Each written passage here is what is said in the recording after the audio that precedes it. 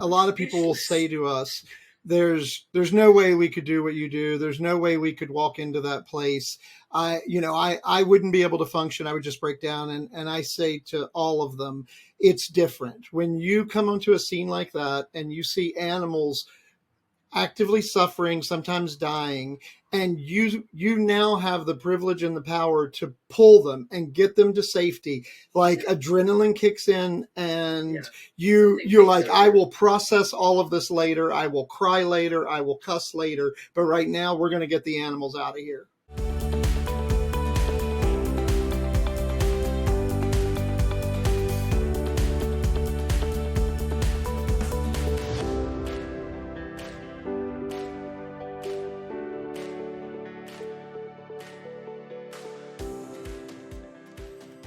Hi, and welcome to How We Change the World podcast.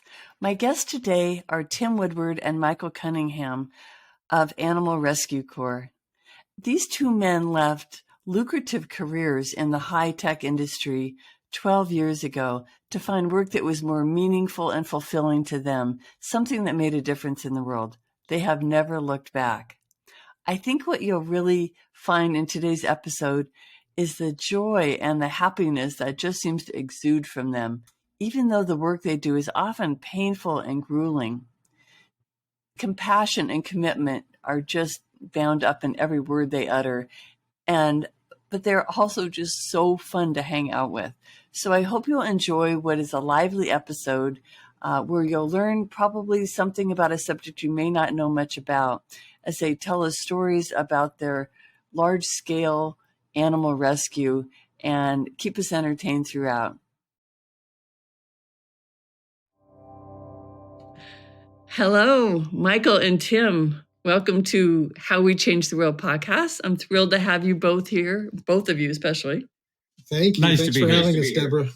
I'm really grateful. I love what you do with Animal Rescue Corps, and I know that everybody watches and listens will love you as well. So I want to jump into it in just a second.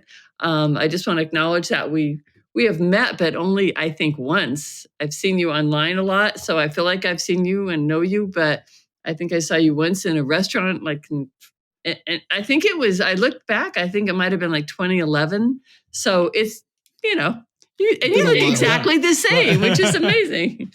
I was just thinking about that today. I was like, wow, I think I've known you for like 10 years now. Yeah. That was 2011. So you had just started about 2010. So why don't we start there with where, whichever one of you wants to take it, like where, how this started up, like the origin story, if you will, Animal Rescue Corps. Sure. A group of people, I was working at a different organization at the time, animal protection organization in Marin, California. And a small group of us got together. Scotland Hazley had a vision for an organization that would support law enforcement and fill that gap in communities that are under-resourced when it's time to address a large-scale situation of cruelty. Mm-hmm. And so a number of really smart, dedicated, hardworking people got together, and nobody even had salary. I think for the first year, we just really put everything into the organization. Yeah. Our first, we launched on January 11th, 2011 publicly. We'd been working on it for a few months at that point. And then our first rescue operation was just maybe about a month and a half after that. Wow. And we went into our first rescue operation with not much more than a few $1,000s, and just worked really hard. And fortunately, people believed in what we were doing and have supported us and volunteered for us ever since.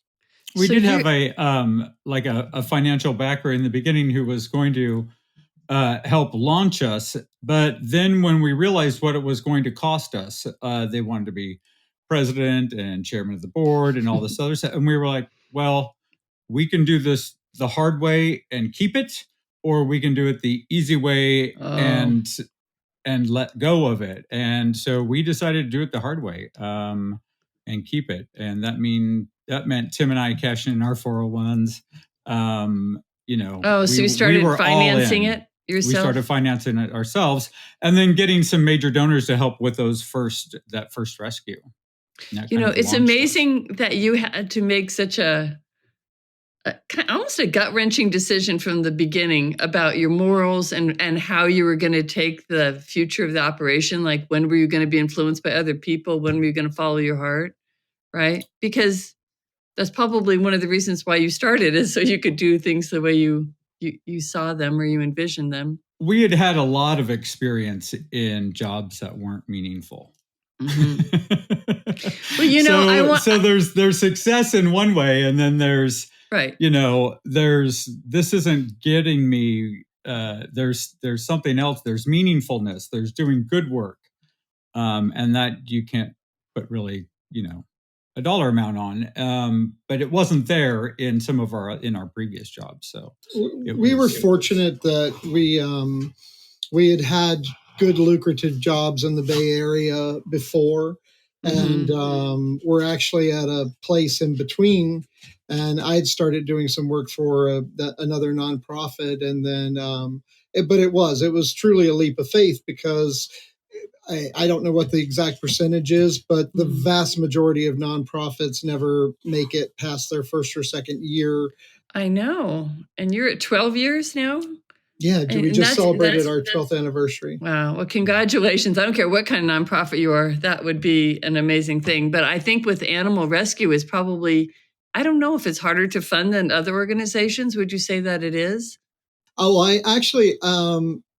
I certainly, people give to children and women, and I think that's where a lot of people look first. But I will say, because I'm a vegan and we work with a lot of people who are vegans and vegan organizations, and they are always quick to point out to me that it's much easier to raise money for animal rescue than it is for vegan causes, because that, people will kind of get put off by that. So I count my blessings and then promote veganism when we can. Well, fortunately, I think most people, certainly as your organization would explain, that not everyone cares about animals, but the people who do care about them, will reach down and pull into their wallet once in a while. But not always at the top of the heap. So you have been together for that whole time, but were you, you're now a married couple, right? What year was that you got married? Michael and I have been together for 31 years. 30 years. 30 years. 30 so you met in preschool. We've been married for 14 years. That's amazing. So you were already together when you started this organization. You've been working together, you said, in other organizations. Has that made it? Oh, go ahead. So I was just saying, we had worked together. We were in a group of a number of people that worked down in the peninsula, Silicon Valley, that did a number of financial service startups. And so generally, we would work together in different roles, not working side by side, but taking different roles in the organization. And so we were pretty used to doing that. At the time we started ARC, Michael was actually working for another company leading their customer service department. And that's what enabled me to, start working for ARC with no salary. Michael basically supported us for that first year while we just built the organization. Yeah. Wow. Well, it seems like that has really helped your organization, having the two of you together, all in from the get-go. And I think it was, Michael, 3 or 4 years before you came in as a paid employee. He volunteered whenever possible up till that point. Yeah. I would fly in on the red eye the night before the rescue, basically go from the airport, Superman, changing clothes in the car, and we would go right on scene. We would go right on scene, do the media, do all that, and then I would be out of there by Sunday. Wow. Well, you had a few busy years there. All right. Well, maybe Tim, since you're the executive director, and Michael, you're director of operations. Is that your title? I know you both do everything. I have a few. Director of administration. Oh, administration. I said that. Yeah, and shelter director and public information officer. Okay. Well, we'll get to your part a little bit more in a minute. And Tim, maybe if we could start. Do you want to just maybe describe the overall what you do? Like, what is the mission? What's the purpose? Why do you do it? Things like that. Sure. So I started to touch on it earlier, but to go into more detail, a lot of people don't realize that in communities all across the country, there either is no support for animal needs at all, or there might be just one animal control officer who has no facility to actually take animals to. There may be nothing.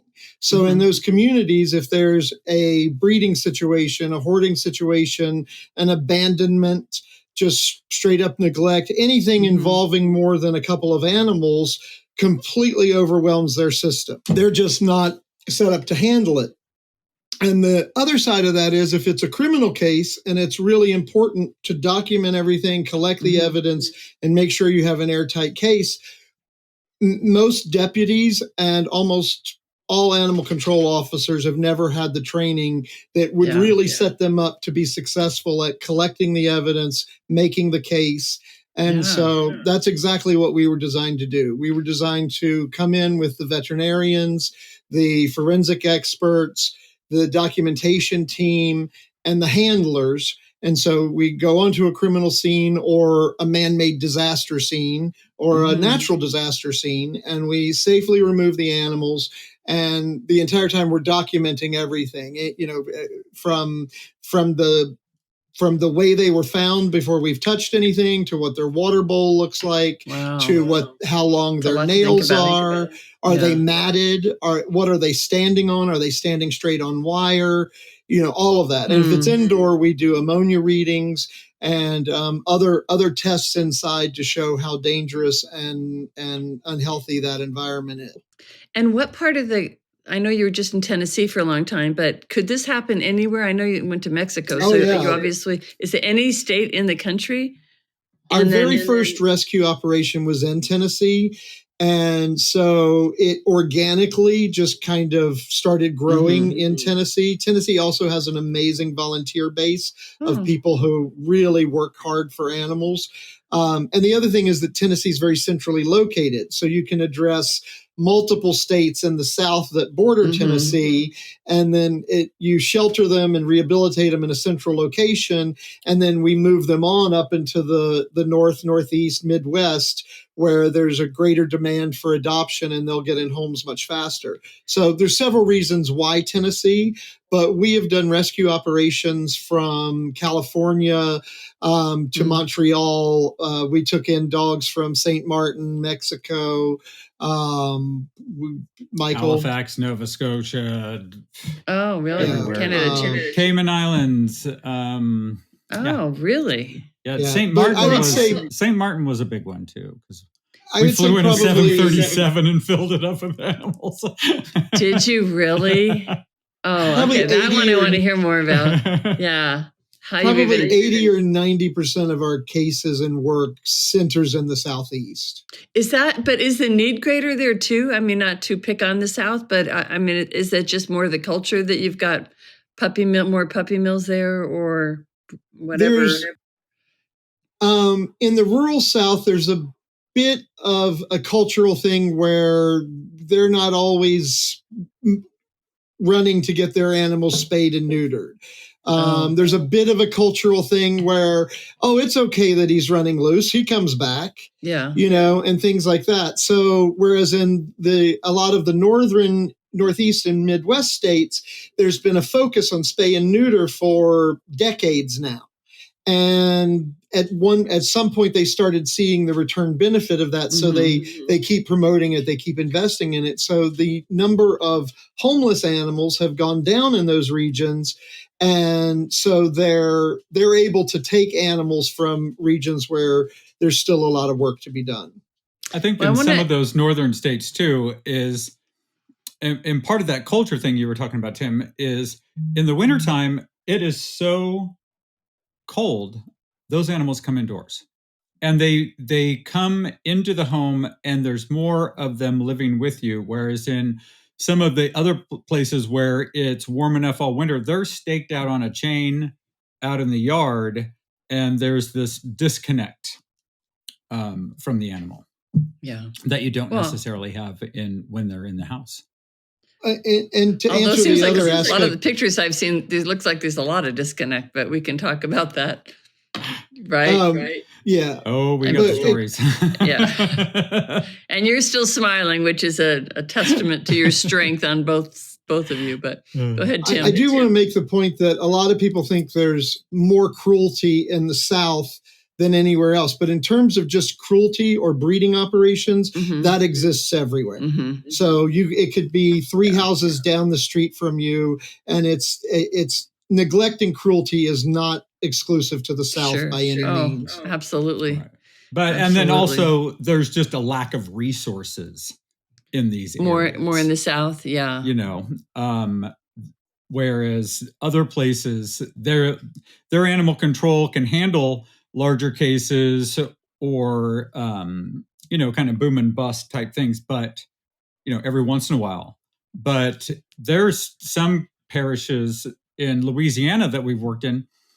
Their county shelter gets between 30 and 70 dogs a day, every day, like a fire hose, It's just, there's no way to manage it all. There's no access to low-cost spay and neuter. Yeah. Oh, there isn't. Yeah. And so they do there's not. No resources for anything. Well, there's shelters like are you talking about in the cities as well, or just more in the rural? In these rural parishes, it'll be Yeah. one shelter for 900 square miles. Whoa. Or if they have access to it, it's a once a year kind of a clinic thing where somebody comes to that area and provides that resource rather than a resource that is available to the people in that community all the time. Are there people working more at that end of the thing? Trying to raise absolutely. money and organizations. There are organizations who focus exclusively on that. There's a lot of foundations that give money directly towards that. We assist sometimes in, we did a big spay and neuter operation up in Canada, and sometimes we assist with partners. For example, one of our partners, the Bissell Pet Foundation, has been doing a lot of spay and neuter work, particularly in this last year. So shout out to hats them, off to everybody. They really have donated a lot to animal causes wonderful. Of all kinds. They're amazing. All right. So, how did you both learn to do it? I mean, you started in 2011. You weren't trained in measuring ammonia levels, and were you, or even rescuing them? No. It was on the job. Yeah, ARC's first rescue operation was my first rescue. But I was not leading the field team. I was there doing communications and raising money. Michael has always been great on scene doing whatever's necessary, but particularly managing media requests and kind of traffic flow. So anyway, ARC's first rescue operation was my first rescue operation. Amazing. But I will say we have worked with some of the best people who have trained across multiple other organizations that do this sort of work.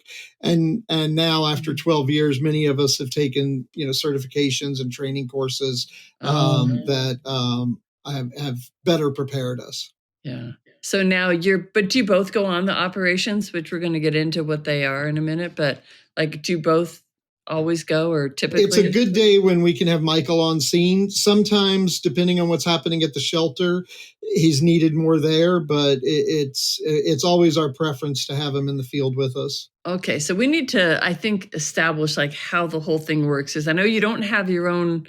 So whichever of you is better or wants to describe this, you get a call, you go on a scene, you rescue animals, and then you take care of them and get them to homes. But right. I mean, I'm cutting to the chase, obviously, really cutting to the chase. But how does it work logistically? Where do you take them, the whole bit? Because when you said Michael's not on the scene, I was surprised because I thought it was you two specifically. I thought Michael more than you, going in there and pulling the animals out every time. I don't know who's doing all the work. We try to. It's a great day when we can be in the field together, and we try and do that as much as possible. I see. But sometimes we need someone at the shelter for the receiving of the animals because of the great distance between where the animals are and where we're taking them. So I would be on the receiving end. I see. Building, because we build our shelter custom. Well, that's what I'm trying to get to is like, right? where are these shelters located? Right, you build them? We do monkeys, we do, rats and mice and chickens. God. And you never know what it's going to be until you get there. I mean, you kind of have an idea. You are ready for the ark when it's time, right? You've got to be, it's hit the okay, ground running. We need to back up still and say, okay, you get a phone call. Just give me an example, or if you want to give me a real example, that's fine too. And just a few of the major steps that you need to take to rescue some. So, for example, if we get a call, law enforcement has stumbled onto something and they said there's a lot of animals here and it's not good and we need help. Yeah. So sometimes that's through a 911 call that someone made or a domestic dispute or a neighbor complaint, but they end up there and they're like, uh-oh. Okay. So, so you get a call. They reach us in another state, typically from where you're at the moment. Always on a holiday. I mean, we do a lot in Tennessee, but it could be anywhere. Okay. And then we get some basic information and we evaluate, if this is number one, are we at that moment able to help? Is our shelter full? Are we already committed? How quickly do they need to move? That kind of stuff. But if we can help, then we mobilize a field team as quickly as possible. So that's my field commander, Amy Haverstick, will put together a field team.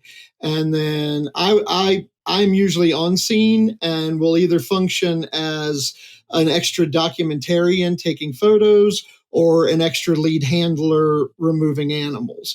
But Amy will lead the entire extraction, making sure every animal is getting pulled and handled humanely and safely, making sure people stay safe.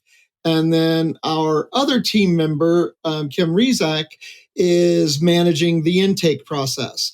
So she is managing the veterinarians, the photographers, the scribes, everyone who is in a line, and as animals come out, they go through this chain of evidence process. They get numbered, their location on site gets recorded, they get photographed 6 different ways. Vets examine them immediately, and all of that's documented by a scribe. So anyway, a very intensive evidence collection and intake process. And then animals are loaded up onto a van or transport truck, and they're taken back to either our standing rescue center. We have a facility that we have available all the time in Middle Tennessee, but we also sometimes create emergency shelter operations in a community center or something like that if we have to shelter in that location. And then Michael, if he's on scene, he's also an expert handler. And so he's assisting with that. He may be managing media calls, helping with logistics. And if he's back at the shelter, as he was saying, we don't know what we're going to find until we get there. They might say there's a bunch of dogs, and you get there and there's 5 different species and you don't know. So we're calling him back at the shelter saying, okay, there's 600 rats. You need to prepare for 600 rats. And do you know how it did? And you're trained to go in and retrieve 600 rats? On that one, we were on our way. We were on our way to that property, and I got a call from the media. I think it was CBS calling, and they said, "Are you on your way to that rescue with the little boy in the cage?" And I take my phone and I hold it, and I'm like, "Tim, is there a little boy in a cage?" He goes, "Oh yeah, I forgot to tell you, little boy in a cage, and snakes, big snakes." And I'm like, "Yeah, we're on our way." 500 rats and mice. They weren't wild rats. They weren't. No. They were breeding. They were domesticated breeding. Okay. Rats. Well, in this case, now I have to know what happened. I mean, were they abandoned? Was there? Yeah. Well, let me just fill in a little bit too before we get into those specifics too. Also, wonder about the boy. When we get to a property, we send in an assessment team, and that is when we're walking through the property, counting the animals, making up our plan of where we're going to start, and our process of going through the property and counting all the species. And that's sometimes some of the hardest work because the animals are actively suffering at that point, and you're not able to Help end them it yet. Yeah. yet. And you have to walk past, animals that you just want to jump in and get them so fast, but you can't. And then we map the property so we know where all of them are. And that's important for later on at the shelter. If we have unsocialized animals, we can put them next to the ones that they know. So much to this. And use that. And that just comes from doing it, a bunch of times. But so those are What was that? This case that he's referring to actually kind of started the day before. We went to assist law enforcement with a horrible situation with, I think it was 48 Chihuahuas in a trailer that was just beyond. They were selling puppies out the bathroom window. It was disgusting. So we went and we helped with these Chihuahuas. And we heard them talking about they had gotten a report of chickens being kept in little cages in a front yard. And he said, I'm going out there to check on these chickens tomorrow. And I said, oh, well, give me a call. Let me know what you find. And so the next day he calls me because they went to the property to check. There were indeed chickens in tiny little wire pens in the front yard. Mm-hmm. But as they knocked on the door to talk to the people, they saw a young boy being held in a cage inside the house. As Michael said, surrounded by giant snakes in other containers. And as that big as our legs. I mean, they're the snakes. How old was this boy? Was he 18 months? 2.5, 3? Oh, 18 months. My God. He was 18 months old. Oh, my God. So they that gave them probable cause to start digging further, and it was a mess. And so I get a call from the sheriff, and he said, yeah, there's chickens, there's rabbits, there's dogs, and there's there's some rats. And we get there, and there were 600 rats and mice in the most cruel conditions I've ever seen any animal kept in. And we stayed until about 3 a.m. until the vets had documented every last rat and mouse. And we got them all out of there. How long did that take to get them all out? You had to literally... we started early in the day, and we were there until about 2 a.m. It was probably like a 14-hour extraction, 18-hour extraction, somewhere in there. Wow. Because when you're working under a search warrant, you can't leave and come back. Everything has to happen in one trip. So you have to and we always take 100% of the animals. So you get one shot at this. And the animals are the physical evidence in the criminal prosecution. But unlike other evidence that can just sit on a shelf and they just have wait, to be cared for. They have to be cared for. And it's going to change. Right? That animal is going to change. That evidence, the condition. By the time the prosecution happens, that animal is not going to look like that anymore. So right. They've already been cleaned. The documentation is paramount on all of this, because what that does is establish long-term neglect. I just want to pivot for 1 second because, I heard, I'm not going to remember her first name. It's a comedian. Her last name is Cummings. Can't remember her first name. She was on the Rich Roll show recently, and she was talking about different types of animal situations. I don't know why I can't think of her first name, but she was talking about how it's not unusual for someone who is cruel to an animal to also be cruel to a human, to also be cruel to nature. If you think about it, like once you don't have any empathy, maybe you don't have it for. So that's the first time I'd heard about a child. No, it's well documented. It's well documented for years. Jeffrey Dahmer, there's any number of them that you can look at that there were red flags and warning signs about a lack of empathy, where they start testing the water by mutilating or being cruel to animals, and then it will in some cases become humans that they focus on. The other day they were talking about one of the recent shooting cases or violent cases, and I heard them mention just kind of off the cuff that his mother said there had been instances where he had killed animals. But it's well documented. Yeah, Okay. that little boy, sadly, that cage was the safest place for him. I wondered if he was, not they weren't able to get in the cages, obviously. Right. So all of his toys were in that cage. There wasn't a single toy outside the cage. So, I mean, I know you have different, and we can go back to that talking about that particular case if you like, but do people have, gosh, it gets me at such a level, like you guys are very joyful. And then we start talking about it and I find myself like getting so emotional. I can't even think what I was asking about. So, I even lost my train. I guess I was going to ask, are these people typically, would you say, sociopaths? Or, I mean, I know you're not a psychologist, but I'm just wondering, because some of the cases, and you don't even have to answer that exactly, but I'm just wondering if, some of them are hoarding cases. Some of them are actually businesses like puppy mills or zoos or something like that, where they're making a profit. So I guess you're dealing with different types of people. Some, I mean, not that they're not all dealing with some of the similar things. Hoarding is now recognized as a mental disorder, and we've definitely seen, the full range of that, characterized by,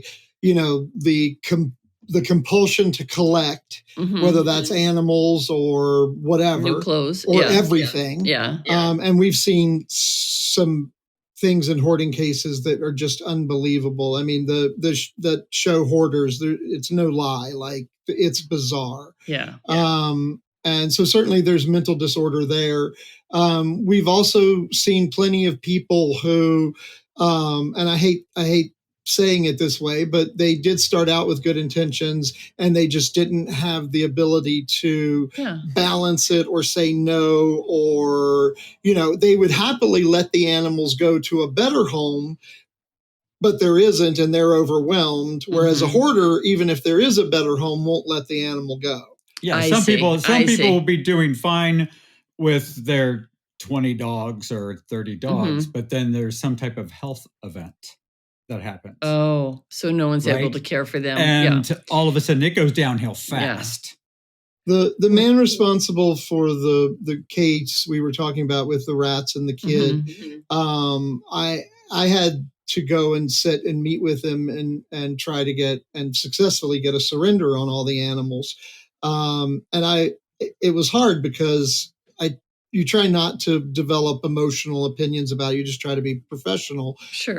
But I was so mad at the way that the rats had been kept, and I'd never seen anything just so horrible and cruel. And so I was mad. I was mad that night, and I had to go meet with him the next day. And I went in there very mad, and I sat down and I had to talk with him. And as we conversed, you could tell that this man was sort of fractured, like a life of dysfunction and trauma. Right. Oh, and so lifelong problems. And then several years before, maybe even as much as 10, he had a traumatic brain injury. And so he started out not in a great place and then received an injury, which made him really not able to process rationally. And then what was lucky, he kept telling me how much he loved the animals, which was just hard to fathom when you've seen how they were kept. But he was very sincere about it, and he started talking about one dog that had just had puppies, and he was very worried that the mom got to stay with the puppies. And I happened to know which animal he was talking about, and know that we reunited the mom with the puppies on the property. And so I was able to say to him, no, it was this dog. She looks like this, and we found all the puppies, and that's what gave him the comfort to say, rather than being, no, screw you, I'm not going to sign over the animals. He was like, you know what? You cared about the animals. Here, I'll sign your surrender, which enabled us to. That's good to hear, because there probably is empathy in more cases than than maybe one would think, just looking at the videos, which are terrible, by the way. I mean, there's video, I'm talking about the videos that are on your website, which are important and have to be there. And I would love to encourage people to go watch them, because it does give you an understanding, even though they're difficult to watch, of what actually happens. Because, it's important to tell their story, though. You know what I mean? And also in a way that's educational, rather than on an ad with sad music, like from the, someone who's raising money. Not that you don't have to raise money to operate, you do. At least when you see them on a website, you can just push pause. But that's a luxury I have, and you guys don't have that luxury. You're in the real world, and you can't say, well, I want to go home. We've been here 10 hours. There's 5 more hours to go. Or right. Yeah. You can't. And on that particular case, I mean, we pulled 627 animals off of that property. We had 87 mice born in our care and 98 rats born in our care. And I delivered 11 litters of puppies, and I still had 9 pregnant mothers ready to pop any day. So the numbers keep growing even after they're in our care. I never ever thought of that. It just keeps getting bigger and bigger. Wow. I was delivering, like, midwifing, like 3 mamas having puppies all at the same time. So I will say a lot of people will say to us, there's no way we could do what you do. There's no way we could walk into that place. I wouldn't be able to function. I would just break down. And I say to all of them, it's different. When you come onto a scene like that and you see animals actively suffering, sometimes dying, and you now have the privilege and the power to pull them and get them to safety. Yeah. Adrenaline kicks in, and something takes over. You're like, I will process all of this later. I will cry later. I will cuss later. But right now, we're going to get the animals out of here. Yeah. And we're going to get the evidence to help. You're really thinking very clearly. Your brains we need to create a lasting solution here. Mm-hmm. Right. And if they're a hoarder, yes, it's a mental illness, but we're still going to try and get a prosecution against them to get a judgment. And the judgment is, at the very least, you can't have animals anymore, because the likelihood is that they're going to start hoarding. It won't stop. But we don't have to start from scratch anymore. We don't have to go back and get actionable evidence with probable cause. It's just a violation of a judge's order. So you don't have to wait until it becomes a big problem again. So you end up in court on a somewhat regular basis? Interesting. As witnesses? And a lot of it's our veterinarians. So veterinarians are the only people who actually go to school to recognize animal cruelty. Mm-hmm. So if you've got a state licensed vet that says that is inadequate, that is suffering, that is cruel, it's a very compelling case in a courtroom, because we didn't go to school. You know what I mean? The defendants didn't go to school to say, oh, no, it's not that's fine. I see. And we're also very versed in the terminology that we use in court. That is adequate, inadequate, normal, abnormal. It's not a matter of opinions. It's a matter of fact. And even in situations where we're trying to make the case, sometimes you'll run into law enforcement who's like, oh, that's not that bad. I've seen worse, or we'll tell them to clean it up. It'll get better. Oh. But if there's they're probably their friends or their neighbors sometimes, often right? That's the case. If you're in a small town and one's a sheriff and one's everybody knows everybody. But if you have a vet or saying, sometimes, if you have a vet saying this is illegal cruelty and I'm going to write a report documenting it, that provides a lot of incentive for them to take another look. What other kinds of cases have you done other than like hoarding or, haven't there's the people who get overwhelmed, good people who got overwhelmed, had a health event. There's hoarders, which is a mental illness associated with loss. And then there's intentional cruelty. Then there is greed. There is people who know what they're doing is wrong, but for some reason they're benefiting from it, whether it's their kicks or money or prestige because their dog's winning the dogfight. And those are the evil. Those are the evil motherfuckers. Yeah. Those are the ones that, that has to be hard to hold yourself. That's why the police are there. To hold the you police guys are back. there to deal with the people. We just deal with the animals, whatever whatever animals. I see. Yeah. A couple of the other things we've done dogfighting cases. We've done shelters or rescues gone wrong, where they're actually the problem. And then of course some things you would never think of. Sometimes those are some of the worst cases we've seen. And then the other thing that we do, we try to play kind of an auxiliary around the periphery role during natural disasters. I would ask about that. What we'll do is either before, if we know that a major storm is going to hit, or immediately after it hits, we'll reach out to shelters impacted and say, hey, we can take some of your animals that were already ready for adoption and we'll get them out of your shelter. Idea. Right. And then the animals that are lost or impacted or homeless as a result of the storm can stay right in that community. A full shelter is not going to do that community any good. Because now you've got all these displaced animals in your community. Nowhere to go. And all the spots are full. So let's get those homeless animals out of there. Okay. Now that shelter can provide the services to its community. If we went down there and we're pulling cats off a roof or dogs out of off the top of a car in a boat and then take them 2 states away or wherever it is, they're never going to get reunited with their families. But if they can stay in that community at their local shelter, the chances of them getting reunited is greater if they even have a home to go back to. I think you were down to Ian, weren't you? Was it Hurricane Ian? So is that what you did in that case? Because we knew that one was coming, right? Yeah, we some organizations actually establish MOUs with communities where they go out and do the hands-on rescue. Again, we try to do this. We'll show up with food and caging and supplies and equipment and give that, and then leave with any animals that were already needing a home. And for now, we feel like that's the best way we can contribute to the whole situation. It's very logical, actually, and something I hadn't thought of.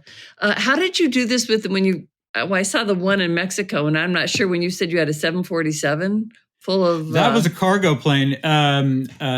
The island of St. Martin after Hurricane Irma was the 737. Oh, yeah. So how do you get financing for something that extensive? That flight from St. Martin was 3 amazing women who lived part-time on the island, who were total animal advocates, rescuers. And those 3 women came together and raised an enormous amount of money to pay for that flight. And then we drove down to Florida and met the flight and pulled the animals. We couldn't afford to fly them all the way to Nashville. We could only afford to fly them to Miami. Because it was $50,000. I think it was like $50,000 for that one flight. We all went down in RVs and then got the animals off the airplane and then drove them up to Nashville. And we reunited a lot of people in Florida with their pets because they had to evacuate without their pets. And we were able to bring their pets back over to the United States, and they came down to Florida and got their pets. Really? And then all the ones that were unclaimed, we took up. I can't even imagine their shock and joy at seeing their animal that they never thought and somebody rescued it. That makes me cry. Are they just like, what? How did this even? It's like a miracle, It's a big problem, but when we all work together, when we all pool our resources, right? Because these are big problems to solve. They can be solved. They can be resolved humanely. It just takes a lot of effort and a lot of resources. Yeah, but it can be done. The Mexico case was interesting because this was actually a sanctuary down in Mexico that was caring for a lot of dogs.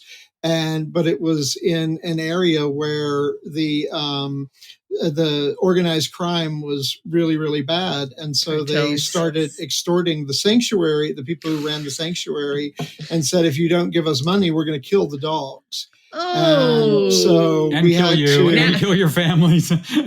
So they reached kill out to who? the people who worked people. at the sanctuary. So they reached out to the Bissell now Pet. we're going into that evil part you were talking about earlier. Oh yeah, just for money, Yeah, right? yeah.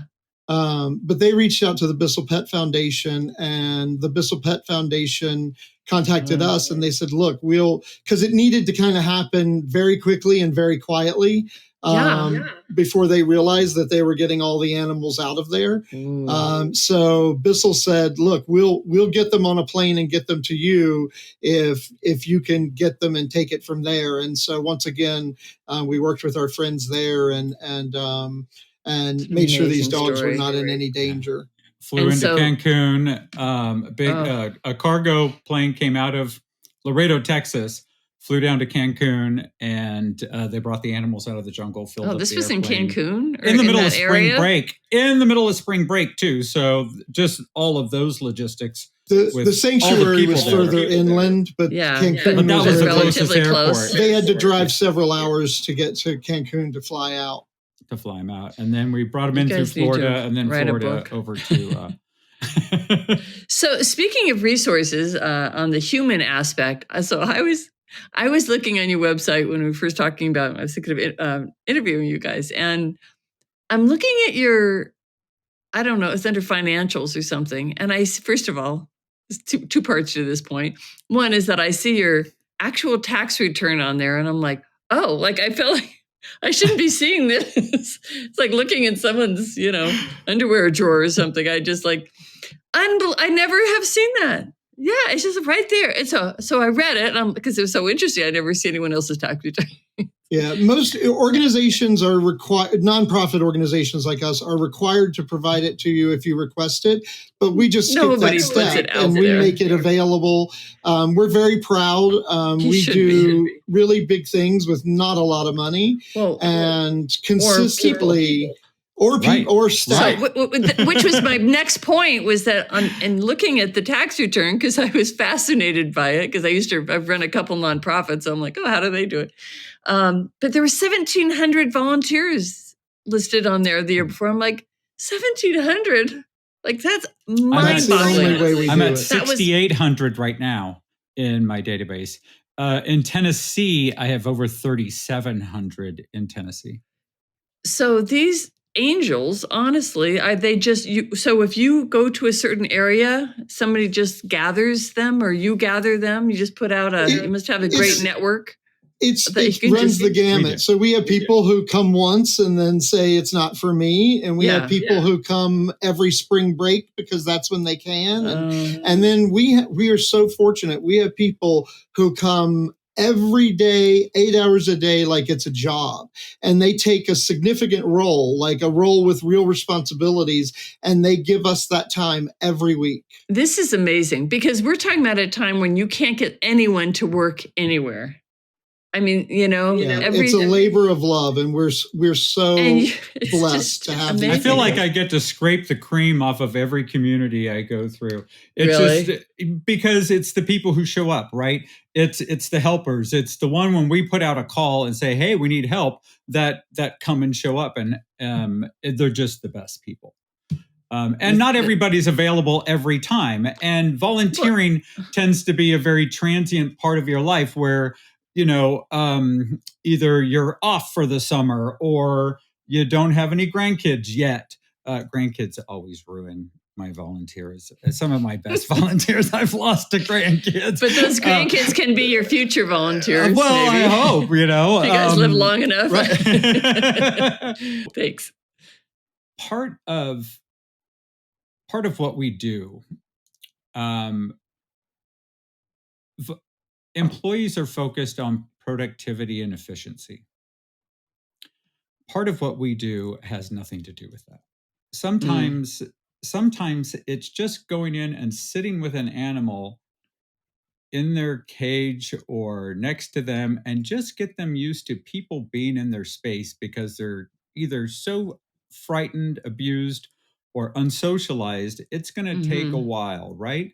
We don't have to get them to where they're sit, stay, roll over, shake my hand, or anything like that. But where we want to get them is to a point where we can put our hands on them, where we can touch them, where someone else can touch them. And then our placement partners will pick up that rehab and continue with that. A lot of times in a foster home. But volunteers bring the heart. Okay. They're there because they've chosen to be there, or in some cases have worked their whole lives so that they can retire. And now they want to do it. Now they can do that thing that they really have worked their whole lives to do. But you've got all ages. Very dedicated volunteers.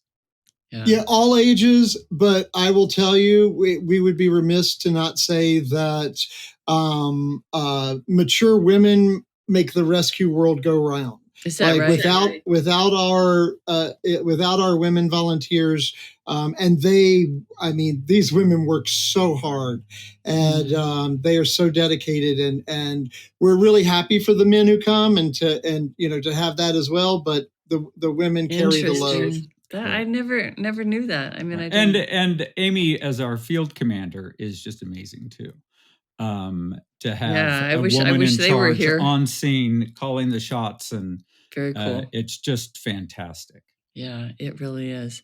This is a podcast on how we change the world, and not completely about animals. So I want to get to just a little bit about why you chose to do it before we get to the end of the podcast, and just some of the more emotional, I guess, parts behind it, and even logistical reasons why you chose to do it.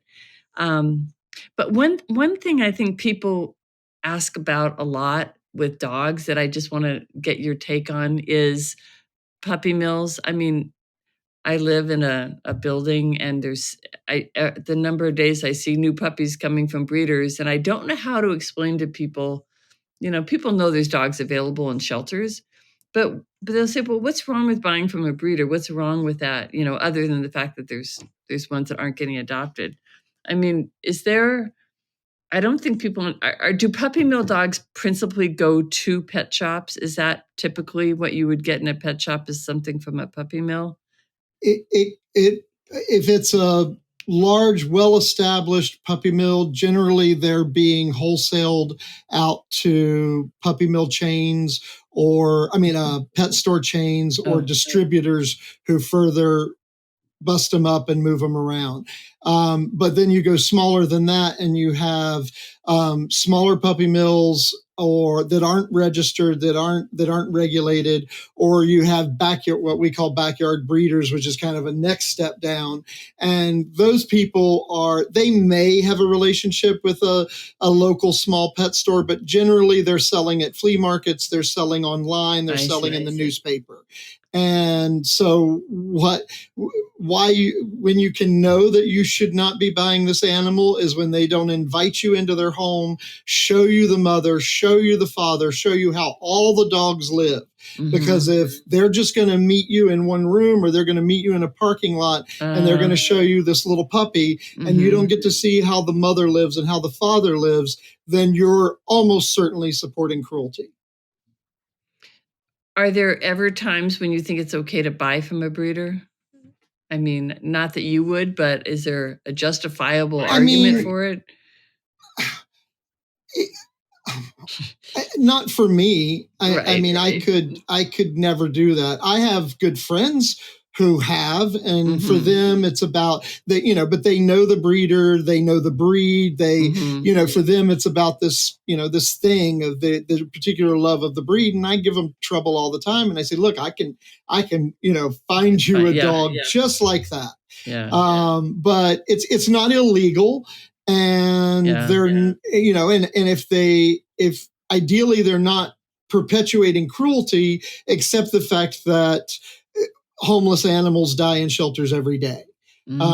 So there are instances where, for that person, that's an acceptable decision for them. It would never be for me. Yeah. And those are awesome animals that are dying in those shelters. Those aren't, there's not something wrong with them. I know. They're not discarded, used, or broken. These are perfectly normal, wonderful companion animals, and time runs out for them. Well, and I can't even count the number of times that I've spoken with somebody and they're like, we went through all of these steps. We did all of this research. We found, these particular bloodlines, blah, blah, blah.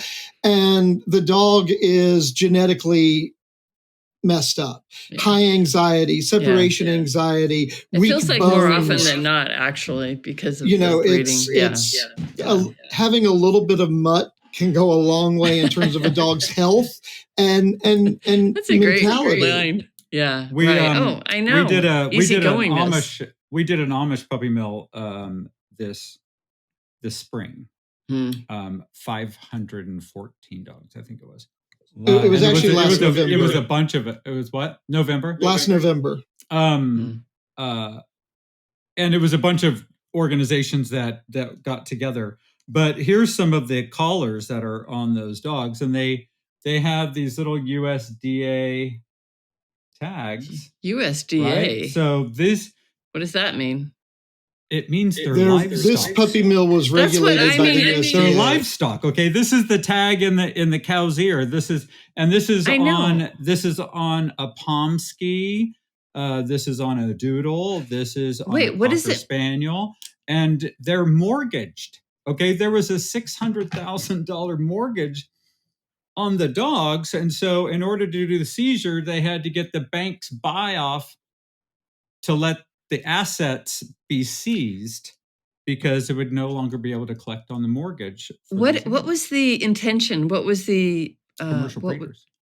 They were commercial breeders. Commercial. They get a U.S. But are you saying that the U.S. government is commercial? They license these commercial breeders. I had no idea. Breeders of a certain size are supposed to be licensed and regulated. Those are all kinds of different. They are. And the regulation is the inspection and regulation is usually inadequate. In this case, there had been such egregious and repeated problems that the USDA, to their credit, said, "We're not going to let it stand. We're gonna take this guy out." Wow, that had to be bad. Because if you've ever been to a USDA approved slaughterhouse, right. It's not a really high standard that you have to meet to get that little tag somewhere. Well, you guys, I'd just like to talk for a second about, Tim, I saw I think it was, I don't think I'm Facebook friends with Michael, so it must have been you that I saw a post the other day that you bought a ticket for the lottery or Powerball or something, and you're like, oh, darn, I didn't win, or maybe someone gave it to you. And you're like, well, it's good. I wouldn't have changed anything about my life anyway, but it would have been fun to give the money away, which is what I always think would be so fun to do. But it hit me like really hard in such a positive way, because I'm like, wow, you guys probably aren't, getting rich doing this. Do you eat? Do you get your electricity paid? We actually moved from the Bay Area in California to my hometown in Virginia because we could afford to have a good quality of living here on what we make. We couldn't stay in California. We could have never bought property in California. But we moved back here and we got our dream home that I've been in love with since I was a little boy. Oh, that's amazing. And as it turns out, Michael, a California boy, is just as happy here as I am. And the only problem is our work is in Tennessee. But 9 hours away. And I actually had somebody challenge me the other night about that post, and who has won a lottery. She's a lottery winner, and she's like, that's not true. You'd be out of here so fast. And I'm like, I got to tell you, I wouldn't. Like, I love my home. I wouldn't leave it for anything. Yeah. And for as long as I can work, my job is to promote Animal Rescue Corps and make it as sustainable as possible. Well, you both know of what the other world is like. You both worked in finance. You worked in the Bay Area. You made good money. You know what you know the drill. We also lived in the bubble, what I call the bubble, right? So we were in the Bay Area. We were surrounded by a bunch of people that were just who thought just like us. Yeah, the mindset. And you're one of 40 million. Okay. Mm-hmm. It's great to be there and get that community and gain your confidence and figure out who you are. But then we've left that because we need to go where we're needed, in these communities that just don't have the resources, where we can make a big difference. I'm sure for many of our volunteers, Tim and I may be the first gay people that they know of on a first name basis, or would call friends. You're in a pretty conservative red state type situation. Right. Yeah. Exactly. Or us we serve vegan lunches in the shelter. And a lot of times it's the first chance they would have ever had to have vegan meals. Or maybe even heard of it in some cases. When we were up in Canada, we had the First Nation tribe made us lunch every day. And it was the first time they had ever made vegetarian food. Everything. Really? In their whole life. So we can make a bigger difference in these areas, but then I think we could, had we stayed what I call in the bubble, which is a great place, and I love, and I was born and raised there. But right. We did several companies that, we were, at some point we were going to get rich off of stock options. Mm-hmm. And then we would start living and doing something that mattered to us. And then it just became, let's stop waiting for that. Let's just go do something that matters to us. Yeah. So you would both readily advise someone to follow suit, not just with animals, not even with animals, but just if there's something. I mean, your lives have changed. They couldn't have changed more, right? You went from a city to with you're probably eating differently, dressing differently, acting differently, different entertainment, everything about your life that could have, and plus you were in a gay friendly city, if you will, compared. I mean, you gave up literally everything to go do this, and it doesn't always turn out great, but it worked out. It probably doesn't always work out, but you would do it again. I guess that would be the bottom line. Oh, I'd absolutely do it again. I in the beginning, I didn't have the expectation that we were going to create something that would last. Oh, you didn't. I thought we would spend a year or two rescuing a lot of animals and then probably spend years paying off all the money we had spent. That surprises me. But that was going to be okay. I could go back to my corporate world. I could always go back and start making money. Yeah. And this was going to be a chance to do some good. And as it turned out, thanks to donors and volunteers, we've managed to keep it going. It's a leap of faith. And if you just do good work, people will support you. Yeah. If I can share just a couple quick thoughts. Sure. Michael touched on something that we should mention, and I thought of something else in terms of our workload and what we do. When we're not doing criminal cases, because that's our expertise, and that's where if we're needed, that's where we need to be. Mm-hmm. But when we're not occupied doing that, we do what we call shelter relief. And that means we reach out to one of our existing partners, or perhaps a shelter that is having a difficult time for some particular reason, and we'll go and pull animals from that shelter that have already been rescued, that are already ready to be adopted, but then we'll put them through our process and we'll transport them as far as necessary to get them into one of our partners, where they'll actually get into a home much faster. We just did this in Arkansas. Remember the shelter was already full, and then a person passes away and he's got 30 something dogs in his house. And they went and got all the dogs and brought them to their shelter. And when we got there, we opened up the door and the cages were all the way to the door, and we had to scoot sideways down the aisleways because they're just up to here with animals. Yeah. But and the other thing we should mention. So you go and take those to relieve the pressure, is what you're saying. We emptied them out, and that was great because it allowed them to go in and do a deep clean, to do a bunch of repairs on their facility. Oh, you emptied them completely. We emptied them out, and it allows them to kind of catch a breath and do some of those things that you can't do when you're always full. Yeah, yeah. So, and then where do you take them? Like, how do people, if somebody wants to, I mean, I know you have other people adopt out the animals after you clean them and give them medical. So they came back to our facility, our rescue center. Which is where? Virginia? They all got vetted again. Oh. We double checked, made sure everybody's vaccinated, heartworm tested. We do behavior evaluations. Wow. They get bathed, groomed, they get photographed. And then we collect all of that, and then we push it out through technology to our dedicated vetted placement partners. And then they'll look through, and different ones are good at different things. Some of them like medical cases. Some of them have a spot open up for their behavior modification program, or some of them, whatever the case is, they'll pick the ones that they can help the best or possibly get in a home the soonest. And then we divide them up and drive them as far as we need to. It creates a conflict of interest for us to handle the adoptions.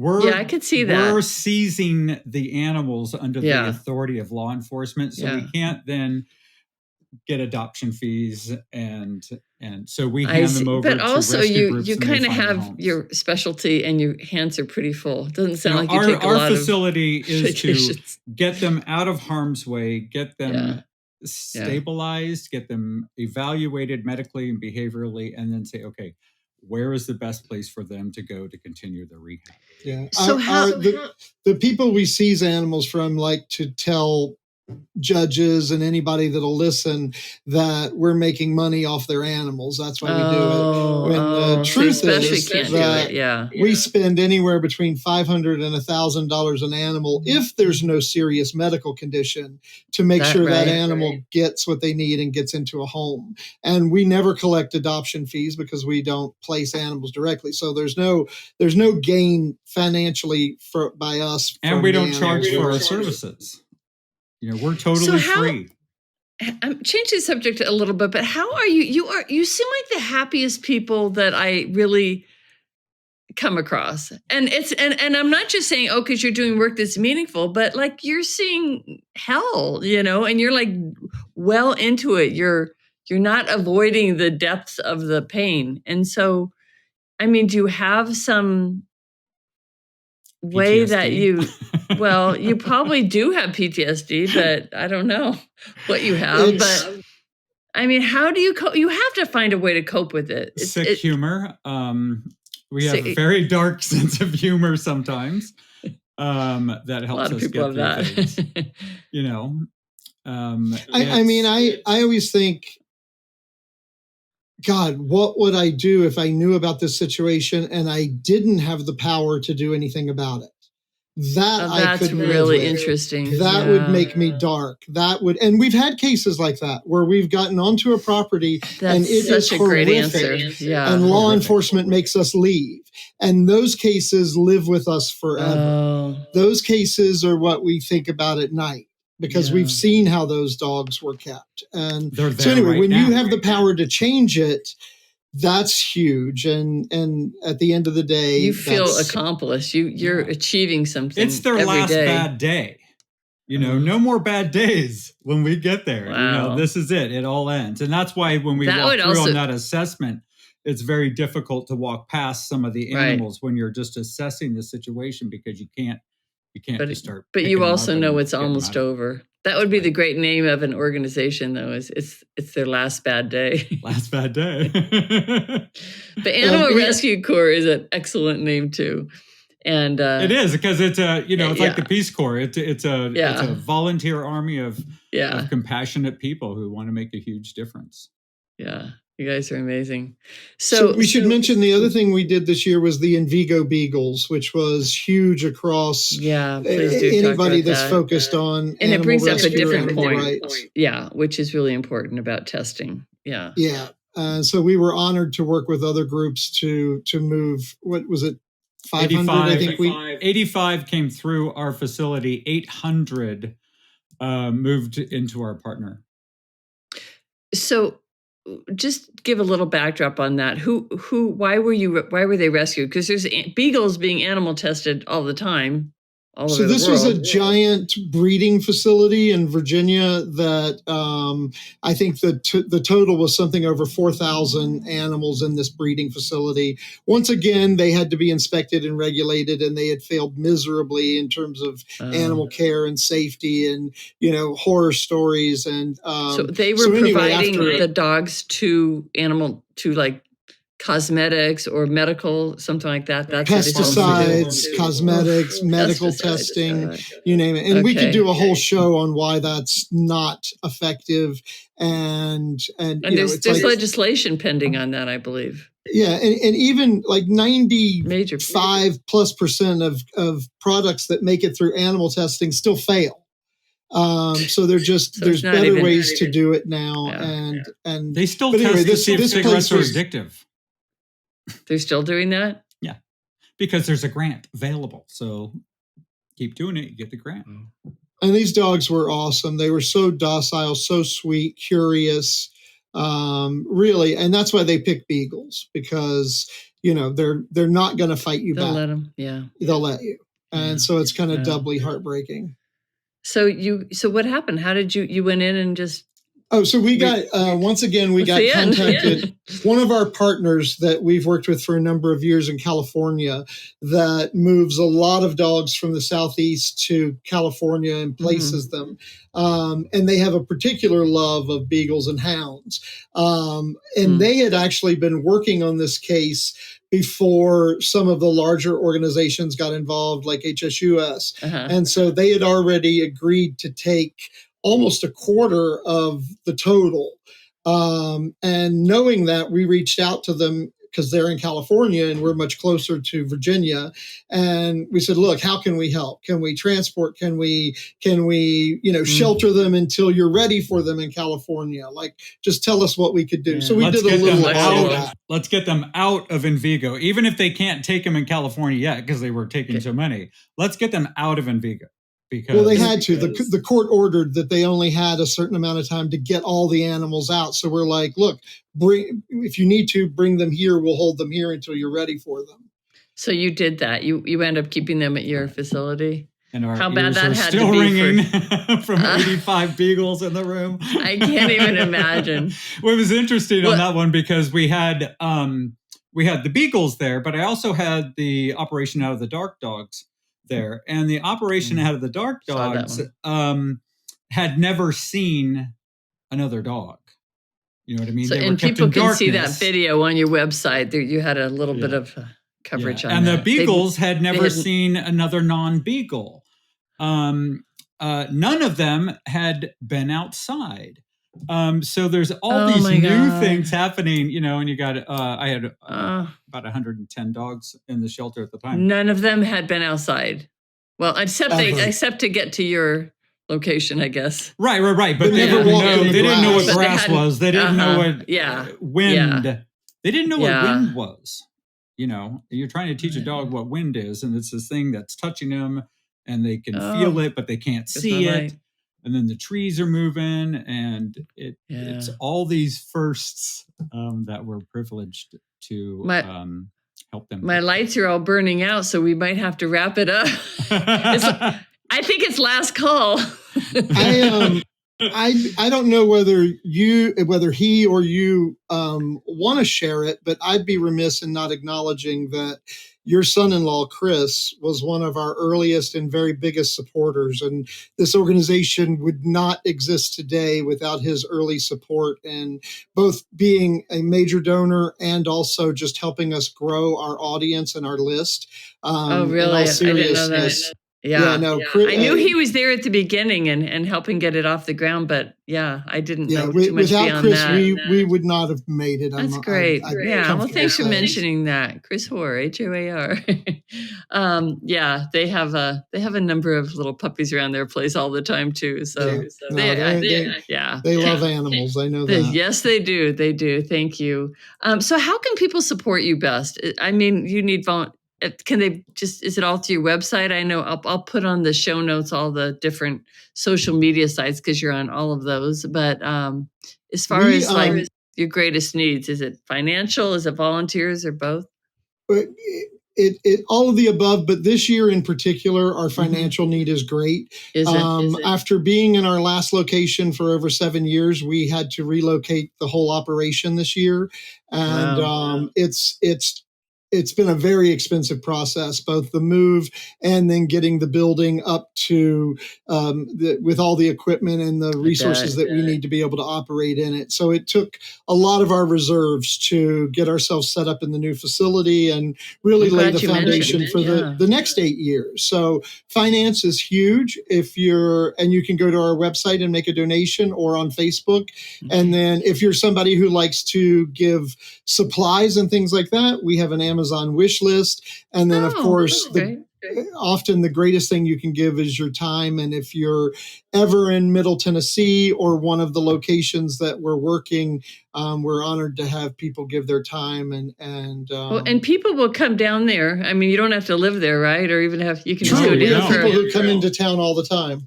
So you join a list and say, I want to volunteer. Next time you have an operation, call me. And email us at volunteer@animalrescuecorps.org. You get the autoresponder with the link for the application. You just fill out your application and you're in.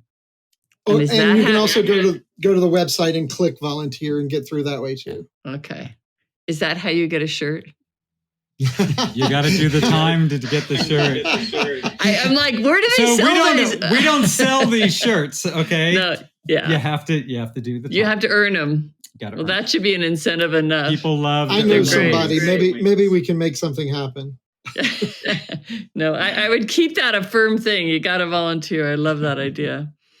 All right, you guys, I'm going to let you go. Thank you so much for doing this. I'd love to hear the stories, and hopefully we can get some people to help support you in any way, a lot of ways. I hope I didn't gross you out. Thank you so much. In some cases, just some of the details. Oh my God, no, you're actually quite reserved. If they want the nitty gritty, they can go look at the videos. And yeah, they're not that bad. People should watch them. They're really helpful. All right. Love you guys. Thank you so much. They end on an up note, so that's good. Oh, yeah. I don't know if I made it to the end of any.